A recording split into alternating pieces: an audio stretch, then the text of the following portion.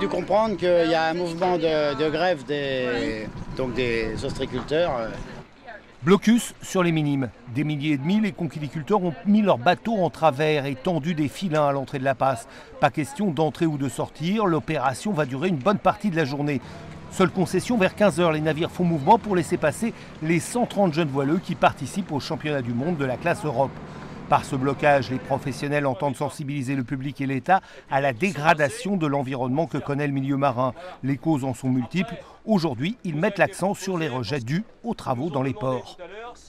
Même si aujourd'hui, effectivement, toutes les analyses et tous les chiffres montrent que la qualité des sédiments qui sont rejetés peuvent être bons, moi je prétends que l'accumulation de tous ces dragages portuaires, l'accumulation de tous ces sédiments est forcément néfaste pour la qualité des élevages marins et des écosystèmes estuariens.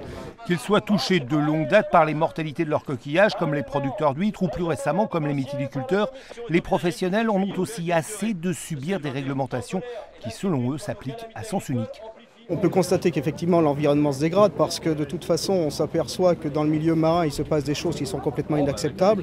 En plus, à chaque fois qu'une entreprise veut se développer, il faut je ne sais combien de signatures en bas du dossier pour que ce dossier puisse passer et on laisse faire tout ce qui se passe au niveau terrestre et qui va dans le milieu marin.